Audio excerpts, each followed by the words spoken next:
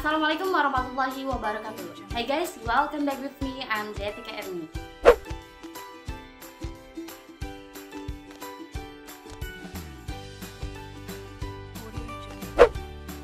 In this video, I'm going to share to you all about how to learn English easily. Jadi di video kali ini saya akan berbagi pada teman-teman semua bagaimana cara belajar bahasa Inggris dengan mudah. Here we go.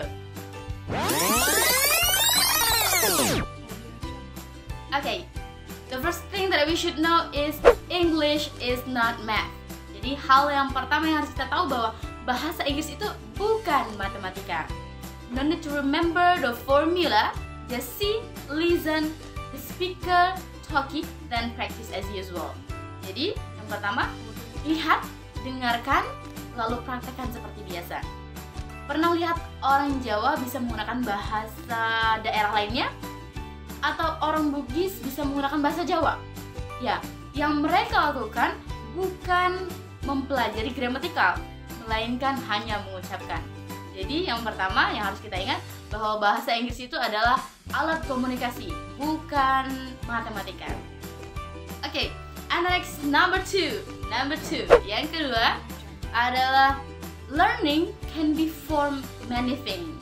Jadi belajar itu bisa melalui apa saja. If you are kids, you can learn through music tones, cartoons. Jadi kalau untuk anak-anak bisa belajar melalui musik, bisa juga melalui film kartun yang berbahasa Inggris tentunya. Kalau untuk remaja, untuk kita, karena kebanyakan dari kita suka nonton film, kita bisa belajar melalui film, film yang berbahasa Inggris, film barat atau lain sebagainya. That's. And the next is number three, talk to yourself. Jadi yang ketiga adalah berbicara pada diri sendiri. Oh, how is it? It's weird? Ya, tentunya sangat aneh. I did speak to myself. Ya, jadi saya juga pernah berbicara pada diri sendiri dalam pada proses pembelajaran bahasa Inggris. Ya, berbicara pada diri sendiri melatih dan membiasakan kita untuk berbicara dengan orang lain. Jadi kayak gini misalnya, I'm going to pick my brother, then we are going to have a lunch together. Ya, seperti itulah kira-kira. Jadi kalau berbicara pada diri sendiri. And the next is tips number 4. Tips yang keempat yaitu adalah do not be shy. Be prepared to embrace yourself. Be brave. Jadi yang selanjutnya adalah jangan malu dan harus berani. Tentunya dalam pembelajaran bahasa Inggris kita pasti mengalami banyak sekali kesalahan dan kita harus bermuka tebal. Jangan malu. Jangan gengsi ketika ada orang lain yang mengkoreksi. Jangan malu ketika ada orang lain yang mengkritik, membenarkan kalimat kita. Dan yang terakhir, jangan merasa kalau mereka menghina kita ketika mereka menertawakan. Iya, jangan. Karena bagi mereka yang terbiasa, bagi mereka yang bisa, kesalahan kita sangat lucu. Sama halnya ketika kita mendengarkan bule yang belum fasih berbahasa Indonesia menggunakan bahasa Indonesia. Seperti ini contohnya. Permisi, saya butuh nasi goreng. Ya, benar sekalipun terdengar lucu di telinga kita. Apalagi salah, sama halnya dengan kita.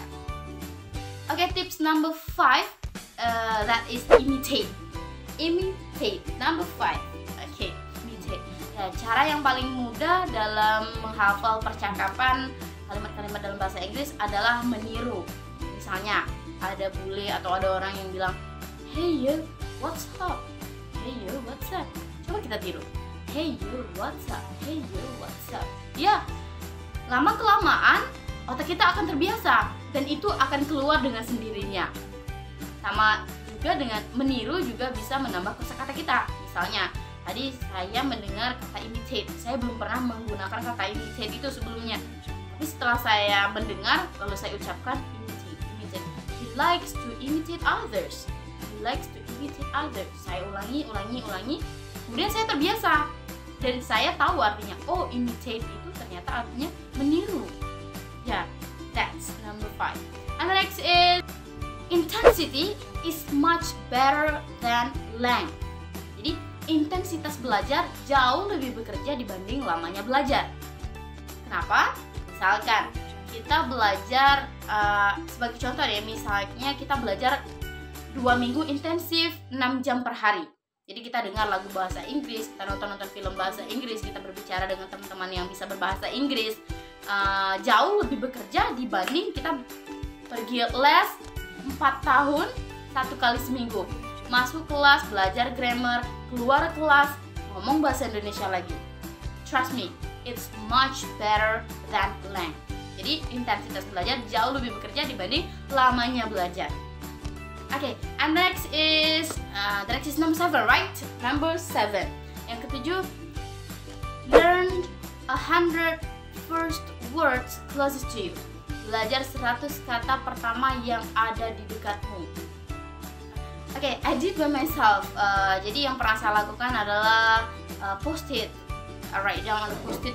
Dan saya ambil post-it, saya tempel di mana-mana, di tempat-tempat yang menurut saya yang ada di sekitar saya, yang saya nggak tahu bahasa Inggrisnya. Saya post, saya tulis dalam bahasa Inggrisnya setiap hari. Jadi lama-lama saya terbiasa. Oh, ini bahasa Inggrisnya ini, oh ini bahasa Inggrisnya ini. Dan yang pastinya yang ada di sekitar saya. Beda caranya ketika kita belajar di kelas. Jadi kalau di kelas kita belajarnya gini.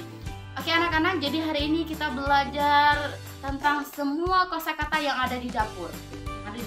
Jadi kita pelajari apa? Kata-kata seperti apa itu kompor, apa itu kulkas, apa itu meja, apa itu sendok, mangkok, dan lain sebagainya. Pertanyaannya adalah, apakah seberapa seringkah kata-kata yang tidak terlalu relate dengan kita gunakan dalam conversation?